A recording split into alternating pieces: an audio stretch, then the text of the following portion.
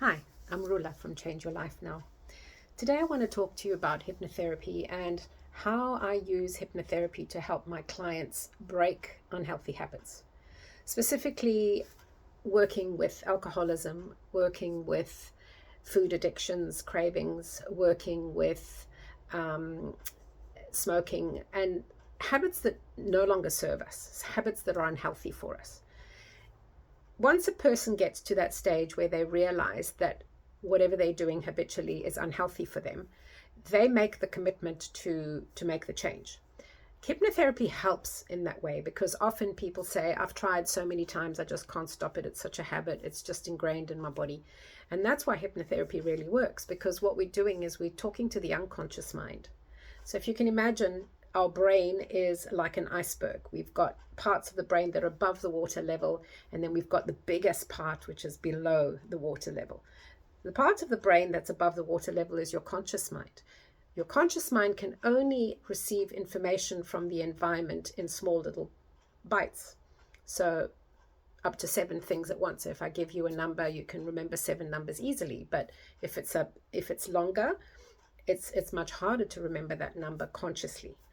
But if you repeat it again and again and again, then you do remember that number. It's the same thing with anything that you do in your life. If you're driving from work to home, you do that so many times, you're used to it, now it becomes ingrained in your unconscious mind, that bit below the water level. You don't have to think about it.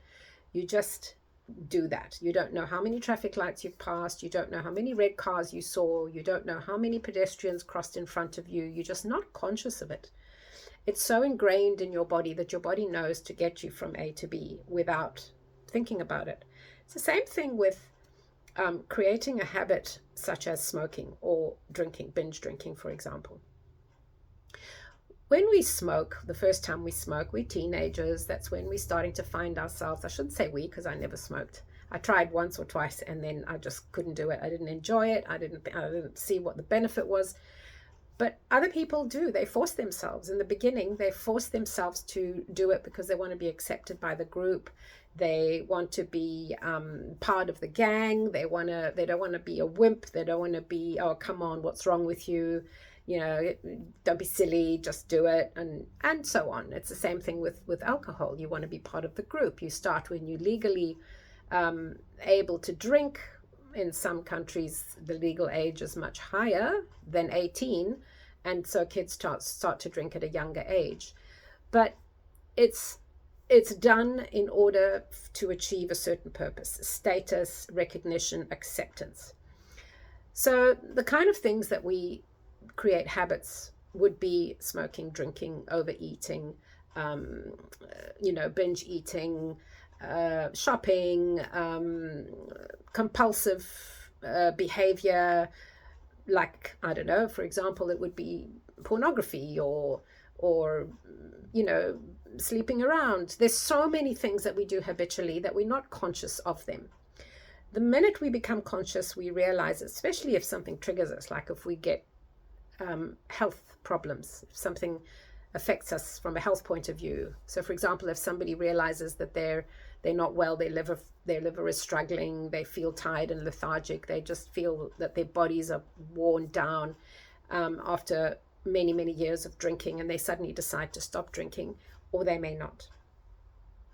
But hypnotherapy works with dealing with the unconscious mind and resetting that programming that the unconscious mind believes in, the neurology of the brain, the whole nervous system that says, this is what I used to do. I've done it so many times. So it's set in concrete. It's like a concrete driveway that's been built from years and years of running over it and driving it and following that pathway, that it's now set in concrete. It doesn't mean that because it's set in concrete, you can't change it. Yes, of course you can change it. What it means is that you can now create a new pathway. How do you create a new pathway? Well, we've got to get into that unconscious mind to say you're safe to create a new pathway, because that unconscious mind would have created this habit in the first place in order to feel safe. And so when we can tell that unconscious part of the brain to say it's safe to change the pathway and to create a new one. So for example, to stop binge drinking, that it would be safe to stop binge drinking if you choose to have one beer with your meal, or if you choose to have one glass of wine in a social environment. That's when we will be able to reprogram the mind to create a new pathway to say that it's okay to do this, but it's not okay to do that. So when I'm working with my clients, for example, I'll have a good discussion first. That's why my sessions are usually 2.5 hours, sometimes 3 when I'm working with quitting smoking. And we discuss, when was the first time you started drinking? Why did you start drinking? Oh, I wanted to be one of the boys. We used to finish work at the end of the day. We were tired. Often, it comes with a social thing. So the kids get together, the partying, they finish school, they now adults, sort of, and they decide to go to the pub, or they go drinking in their back garden or whatever. So it's a sense of being mature and old. And okay, that's drinking. Smoking is the same thing. We'll talk about those today because those are the hardest ones to quit. And drugs is another thing. But drugs is even harder because it's affecting the chemistry of the body to the point that it's very, very difficult to, although hypnotherapy, I have had some success with my clients getting to a point where they realize, for example, that drugs are no longer serving them and that they need to change their behaviors, and obviously leading to being clean. So let's use alcohol, for example. So 18-year-old, you get out, you finish school, you're mature, you're now one of the boys, you can drive, you get together, you go drinking. And I'm thinking of a specific case where my client said that he felt confident. And often these habits are created in order to feel confident, or to feel accepted, or to feel loved, or to feel valid.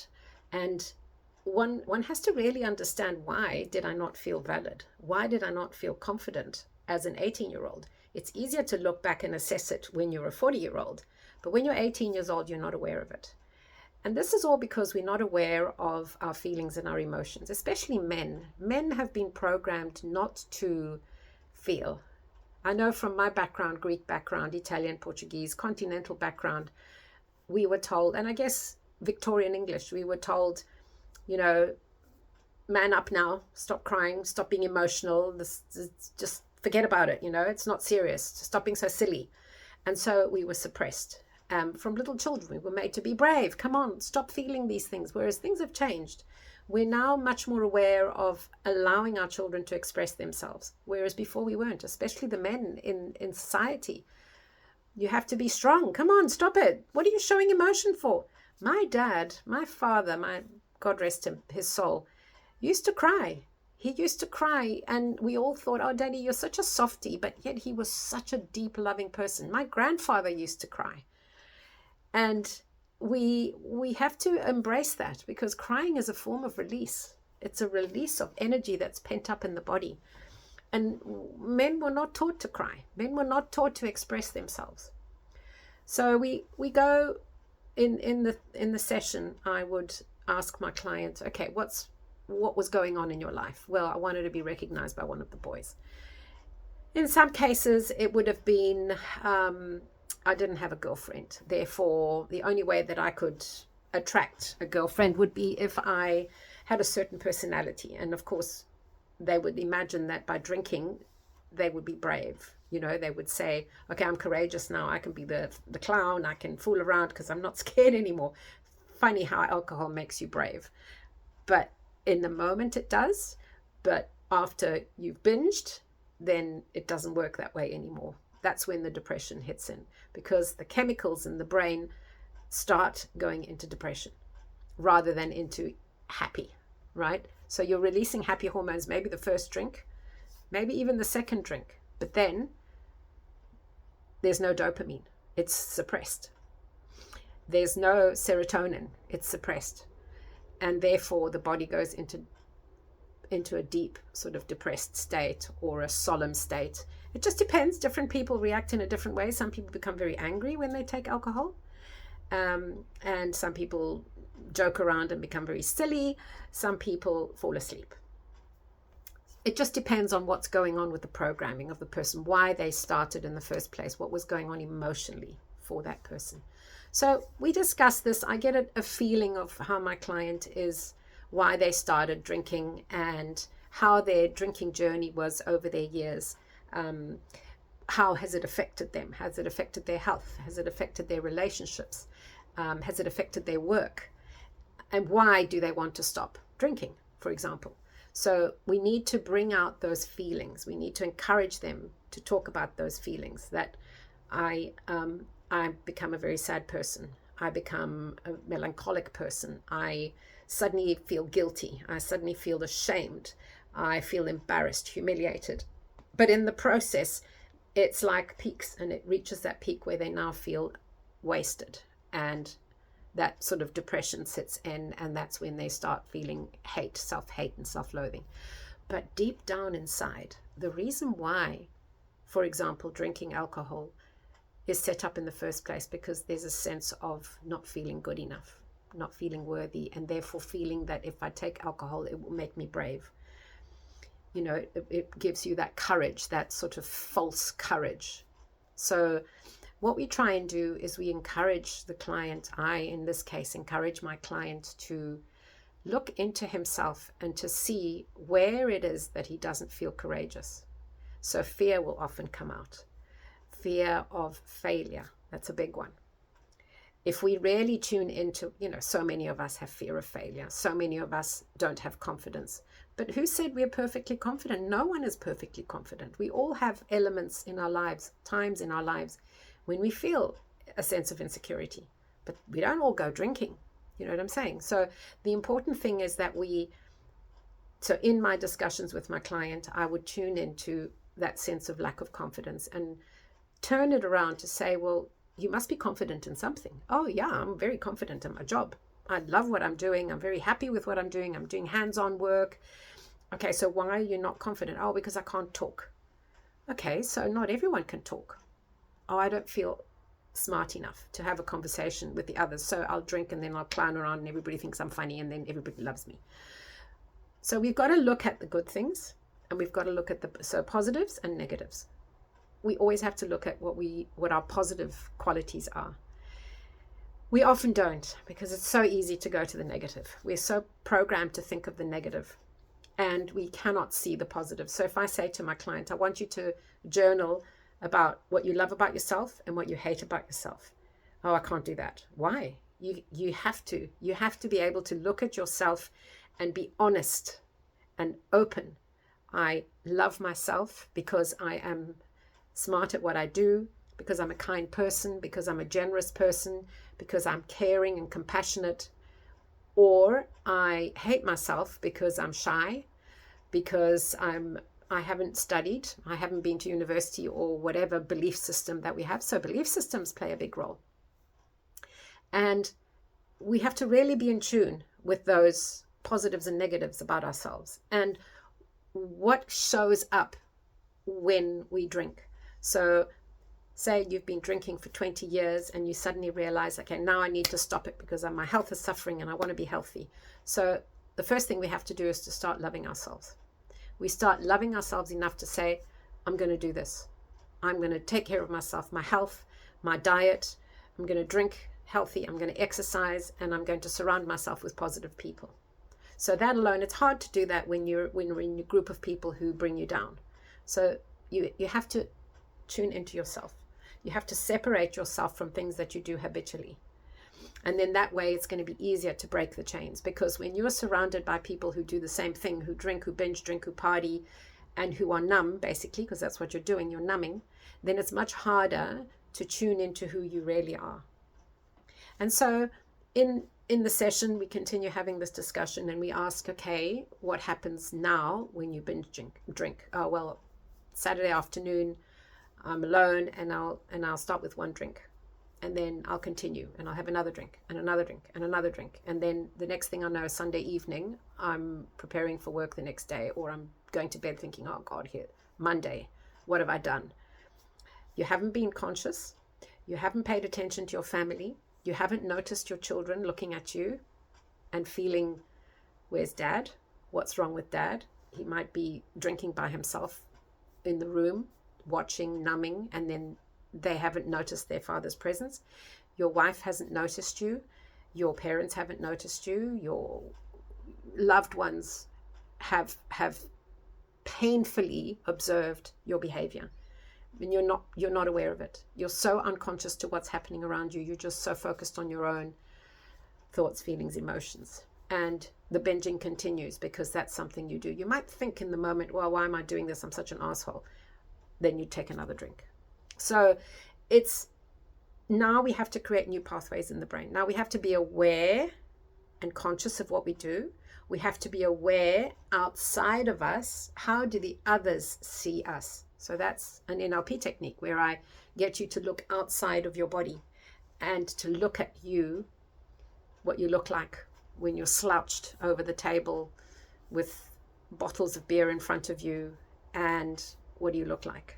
And let me tell you, you see that picture clearly and you don't like it. It's easier to look at yourself from outside, because if you were your own best friend, you would see it, and you would see your best friend suffering, and you would be there to advise him. So we've got to get you out of your body looking at yourself. And the best way to do that is to go into deep relaxation, to be able to see from outside the body where there is no emotion involved, where you become your best friend's guide. And so that's part of the process that I would do in the hypnotherapy session. And I would, first of all, very deep relaxations, lovely, slow, quiet music in a comfortable space here in my therapy room in Donvale. And the process of relaxation through breath work, through connecting with your body, tuning into your muscles, your joints. Where do you feel pain? Where do you feel the knot? Tuning into your breath, breathing slowly, expanding the lungs, making space for the heart. So often when there's anxiety, it's in the heart. If I was to say to you, where do you feel that anxiety, that overwhelm, that discomfort about your bad habit? Often it's anxiety, and it would be in this area here. People say, oh yeah, I just can't breathe. I feel this incredible pain in my chest. Well, think about this. If you're not breathing, you're not getting oxygen to the brain. You're not getting oxygen into your lungs. You're not expanding your lungs, making space for oxygen to go into all the little sac in your lungs and to feed the body with oxygen. And the oxygen feeds the cells and the nervous system. But you're not doing that because it's tight. And so when we allow our bodies to take deep breaths through the diaphragm, expand the ribs and let the lungs expand and take in that beautiful oxygen, you're making space for your heart. You're making space for your heart to do its job without pressure. And so the heart doesn't have to pump harder. The heart doesn't have to work harder. We're not aware of this. This is all kind of unconscious stuff that's going on because of the vagus nerve. So your vagus nerve is the main nerve that goes from the back of the brain all the way down your spine, and it branches out to all your organs. And when we are in fight or flight, there's a tiger attacking us. There's a group of men and they're having a business meeting, and you've been invited to join that business meeting, and you suddenly feel stupid. You feel, God, what am I doing here? I don't belong here. I'm intimidated by these men. I cannot speak. I cannot express myself. That's the lion. That situation, those men who are powerful, entrepreneurs or businessmen. And why have you been invited there in the first place? Well, because you have a skill to share, and that's why they've invited you. But you don't see that. You just see the fear, the intimidation, the insecurity. And that's when the vagus nerve shuts down and it says, there's a tiger. And it shuts down to the organs. The organs don't function. You can't breathe. Your heart rate increases because there's more pressure on the heart. Cortisol levels rise. And the vagus nerve sends messages to the limbs, to the hands and to the legs to say, run away or fight. And because you can't do that, you find another way of numbing: smoking, drinking, shopping, sex, all these things that we do, overeating, all these things that we do to calm the vagus nerve instead of relax, instead of breathe. So we talk about all these things. And in the process of the final session of under hypnosis, where I guide my clients through this, I will get them to see, first of all, once they've relaxed deeply, I will get them to see that person how they see themselves now.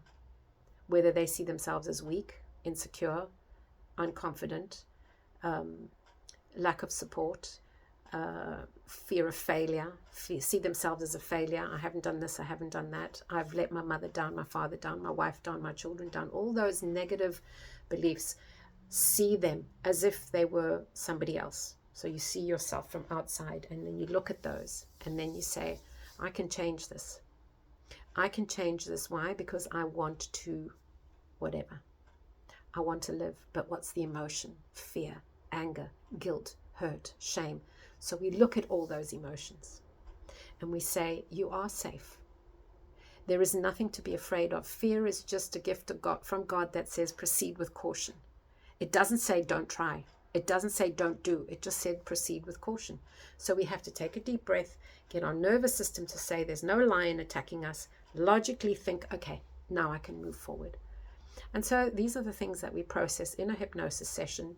And then I forward pace it, and in a positive way, to say, okay, you're now confident. You now confidently stand tall. You are healthy. Your body is functioning normally. You're thinking clearly. You're not numbed by that alcohol. You're not, your body is functioning normally. You're breathing, you're nourishing yourself, you're eating, you're drinking plenty of water. Alcohol dehydrates. Alcohol raises the cortisol levels. Alcohol numbs the neurotransmitters that stop messages going through the brain to tell you that you are well and healthy and happy and strong. And so we allow the body to feel through visualization, to feel strong and powerful and healthy and happy, and to do things that you would do that make you that. Going to gym, for example, is one. Going into nature, spending time in a gardening, playing with your children. These are all things that we can do to give us a sense of confidence and peace and joy. Experience, have fun, do things that make you happy. Because if you don't do things that make you happy, you're only going to do things that make you unhappy. So to become aware of what really makes you happy, we would have talked about this beforehand, of course, so that we can now reprogram it into the head, into the brain, the frontal cortex, to say, I don't need to sit there by myself and drink myself stupid. I can play with my kids. I can go into the garden. I can walk with my dog. I can play games with my family. I can enjoy quality time with my wife. I don't have to drink to exist. If a client, for example, says, I don't want to binge drink anymore, I just want to have one glass of wine and to be confident enough to say that's enough for today, that's fine. That's absolutely fine. If that's what you want, then that's what you do. Being connected with who you are is the most important thing. So then we fast pace it, and we get you to, in your visualization process, we get you to see yourself doing what makes you happy. Whatever it is, whether it's having a barbecue with friends, enjoying the jokes and the laughter, whether it's being with your family, quality time with your children, doing sport, joining a club and a community, connecting with people who are healthy. We have a problem with connecting people who are negative, miserable, feel sorry for themselves, and who have these habits. So that kind of makes us feel comfortable, because we judge ourselves and we feel that the only way that I will feel good is if I'm surrounded myself with the same kind of people. No, you should surround yourself with people who you want to be like, because then that will rub off on you. I always use this wonderful example of water.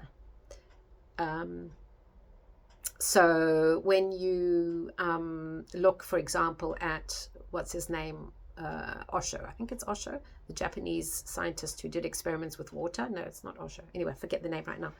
Who put words onto water, bad swear words, abusive words, and he would put it onto a petri dish, a little glass dish, and then put loving, kind, compassionate, beautiful words on other glass with water, petri dishes with water, and then he would freeze them. And then the ones that had the negative words under the microscope were distorted shapes, the geometry was disfigured, it just was disgusting. The ones that had positive, loving words was beautiful, shaped, geometric crystalline of the frozen water. And there are others. If you look it up, there's a doctor in New Zealand who did the same, where she takes a petri dish and she puts a photograph underneath and freezes the water, and then when she looks at it under the microscope, the water has taken on that shape of the photograph. Why I'm saying this is because we are 70% water. Each cell is 70% water. First of all, alcohol dehydrates that water, and therefore the messages of the cell, the neurons, the transmission throughout the body into the blood and everything is distorted, right? If we focus on negative, we will create negative. If we focus on positive, we will create more positive. So it's that energy, that frequency, that vibration. And in kinesiology, just as a sidetrack, when I work with kinesiology, we work with the body's energy system to understand where the blocks are in the body that cause these distortions and these limiting beliefs, where we can do various corrections to clear them, to help the body become much more elevated. In other words, happy. So, and then in the last phase of the hypnosis session, I would forward pace my client to the future, old age. How would it be if you are clear from binge drinking and you see yourself as a healthy old person, fit and strong, and no dementia, no suffering, no pain, healthy as an adult with your grandchildren, your children around you, your loving wife, your friends? And how would that feel? And every time we go there, you see a smile on the client's face, even though they're under hypnosis. Their whole body changes, their light shines on their face, and they feel it. They genuinely feel it. So I hope that gives you an idea of how kinesiology works and the power that it has on not only habits like quitting, smoking, overeating, binge drinking, drugs, shopping, any addictions that we have, things that we do over and over and over again in order to feel good. But it's also belief systems.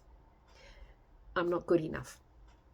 And so we would do sessions on that, on why do you feel that you're not good enough? How do you think that you failed? I'm not deserving. I'm not deserving of a loving relationship. I don't have enough money.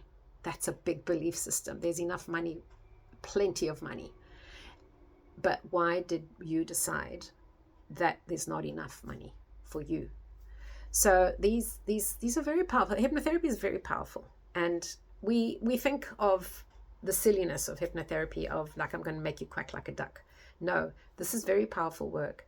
And if you really look at it, people know hypnotherapy in very high levels. The marketing companies, the big corporates, the big advertising companies, we are hypnotized every day.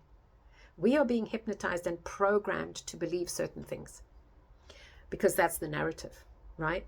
So when you understand how you are being hypnotized every single day by the big marketing companies, that's what it is. It's just hypnotic trance every day of your life. What I do with hypnotherapy, and all of us who teach hypnotherapy and who practice hypnotherapy, what we do is we get you to understand, to be conscious. That's all we want you to do, is to be conscious and present and know your feelings, know your emotions, know what's going on inside you, and to decide, I need to change this. That's why I call my business Change Your Life Now, because you have to become aware of what it is that's not making you happy in your life, and you make that decision. I'm changing it. I don't want to be unhappy. I don't want to be unhealthy. I don't want to be this miserable person. And what do I want to be? I want to be a kind, compassionate, caring, loving husband, son, mother, father, whatever it is, sibling. Even if it's relationships that you want to work on, if it's triggers, there are so many different aspects, but all of it has to do with your programming, your pre-programming, and the nervous system, how it has coped in order to feel safe. It's all about fight or flight. So I hope this makes sense to you. If you have any questions, please reach out. I would love to hear from you. If you'd like to book a session with me, you can put a comment below, or you can contact me via my socials. I would love to work with you. Thank you.